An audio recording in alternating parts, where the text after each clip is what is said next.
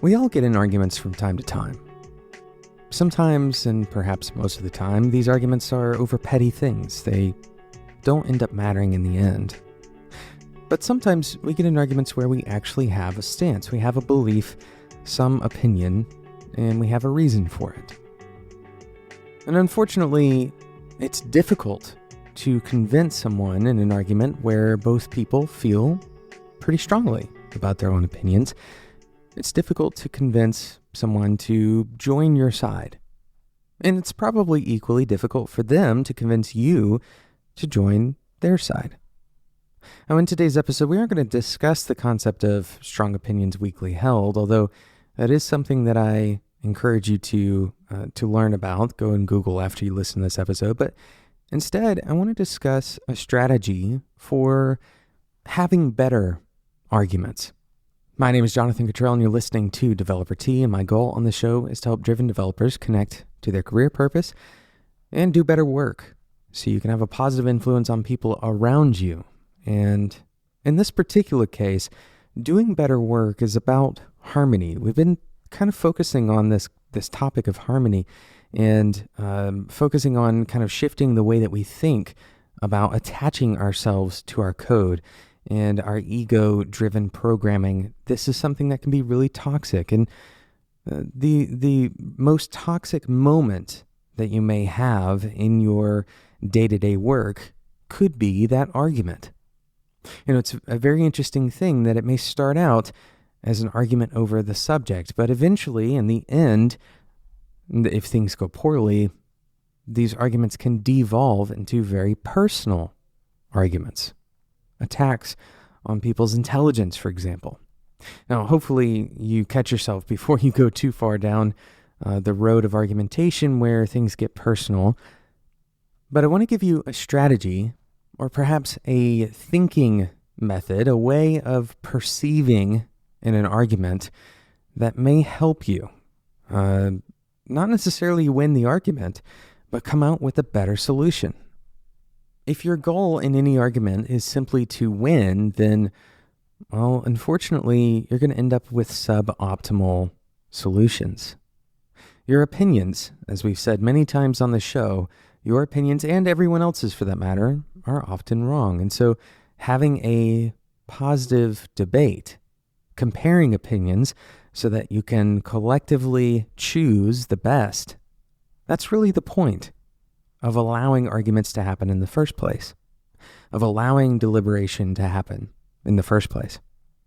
So here's the simple kind of short circuit concept that I want you to take away from today's episode. I want you to try to make the other person's argument for them. Before you get into any kind of argument, before you start discussing the differences in opinions, first try to make the other person's argument for them. Now, don't do this in a sarcastic way. Do this in a genuine way. Try to understand completely what the best and most convincing version of that person's stance could be. By doing this, you're creating not only a pathway for empathy, which is important, but you're also starting to understand a little bit more that perhaps you didn't really think through all the way before kind of simulating agreement, right? And that's really the kind of the mental process that's happening. You're simulating the agreement. You're kind of asking yourself, well, if I had the same opinion, why would I have that opinion? This kind of putting yourself in someone else's shoes, this is really effective in mediation, but it's also a great collaboration tool. In mediation, when you put yourself in someone else's shoes, you may do something like imagine that someone expressing anger is actually sad. Imagine someone who is avoiding you is actually anxious. These are real emotions that other people have, and very seldomly do we see people in light of their struggles. Instead, we try to cast people into unreasonable levels of expectation.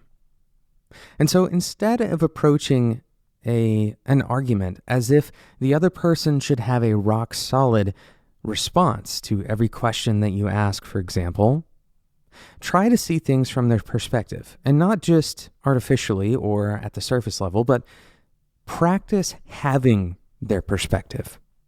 Practice kind of fighting for the same opinion that they are fighting for.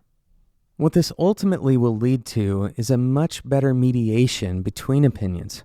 You may find yourself actually changing your own opinion. This is perhaps one of the most important aspects, maybe measurements, of your growth as an individual, as a programmer, as a person, in your professional career. If you are not changing your opinions very often, if you are essentially stuck in your own way of thinking for extended periods of time, if you don't remember the last time that you changed your mind, then it's likely that you can benefit from considering other people's opinions much more than you do today.